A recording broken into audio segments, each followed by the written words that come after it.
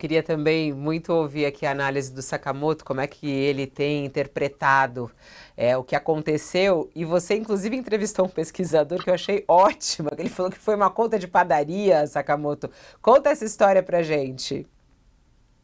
Foi, né? O Pedro Rossi, que é livre-docente, né, do Instituto de Economia da Unicamp, vice-presidente do Global Fund for a New Economy, né?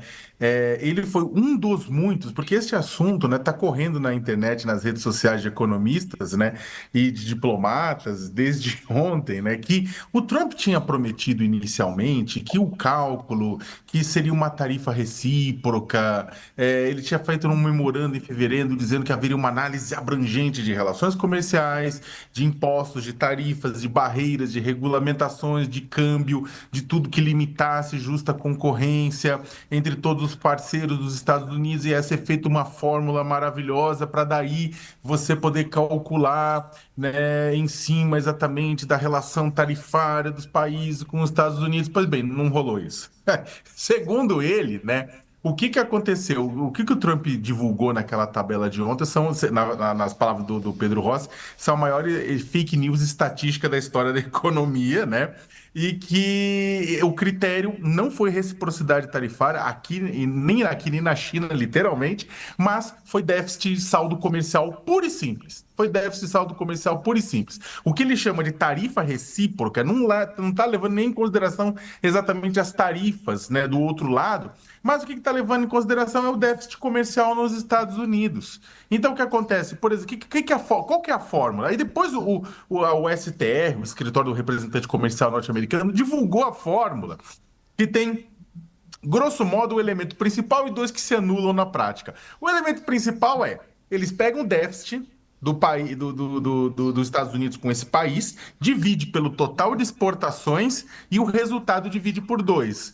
Na China, esse número dava 68, divide por dois, 34%. Simples assim. Ou seja, se um país teve déficit, quer dizer, os Estados Unidos teve déficit com um país, esse país ele entra nesse cálculo e aí a taxa entra, se é claro a taxa for maior do que 10% e entra, se for déficit eu já vou falar o que acontece. Ou seja, é uma conta de padaria. É uma conta de padaria, não considera aquele absurdo, aquela quantidade de coisas que deveria ser considerado.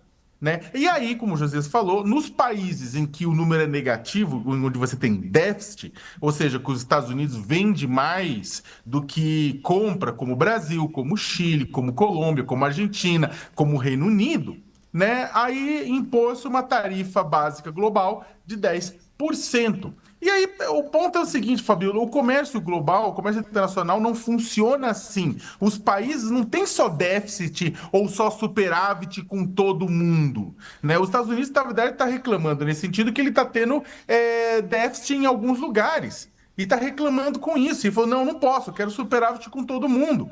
Né? Você não tem déficit e superávit com todo mundo porque as pessoas não produzem tudo o que precisam. Ela precisa de alguma coisa aqui, ela tem uma coisa a mais que produz e vende lá, e por aí vai. Você tem déficit e superávit. Os Estados Unidos não. Os Estados Unidos estão fazendo o quê? Quero superávit com todo mundo, ou pelo menos compensar esse déficit comercial. Né? E aí, na avaliação do Pedro Rossi, ele está tentando fazer isso para forçar uma redução de impostos, né? À força dos Estados Unidos, o que beneficiaria principalmente os mais ricos, como ele mesmo já falou várias vezes, né? No modelo tarifário do século XIX, né? Quando a calculadora era mecânica ainda, nem existia direito, né?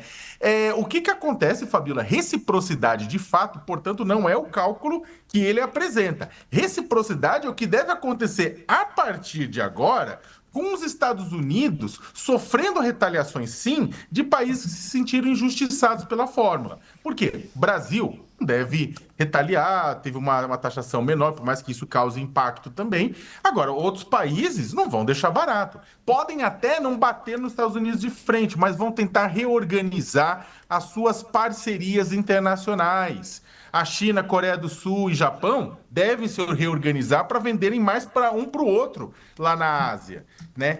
E não só isso, e aí é o ponto. Por um lado, a gente se beneficia de uma tarifa um pouco menor considerando o resto do mundo, mas, por outro lado, para quem que a China vai vender as coisas, para quem que Bangladesh, Vietnã vai vender as coisas, na hora que, ou Japão, na hora que ficar mais caro vender para os Estados Unidos. Vai vender para cá. E aí a gente pode ver, inclusive, um conflito. Por um lado, vai ser bom, vamos vender commodities para lá. O Lula já fechou acordo de carne no Japão, então vai vender mais para lá, sim. Mas por outro lado, vai vir muita coisa de lá para cá. Se o Brasil impor barreiras, falando, ó, não, que isso aqui vai destruir a indústria nacional nesse setor, aí pode ter retaliação da China, que é nosso parceiro comercial muito forte, nosso principal parceiro comercial. Por quê? Porque aqueles produtos que a China vende para os Estados Unidos vão ser desovados para algum lugar. Para onde? Né? E aí pode, é claro, ter impacto aqui também. O fato é que ontem realmente foi um dia, não vou dizer que é um dia de liberação, mas foi um dia de mudança global que a gente ainda não sabe para onde vai.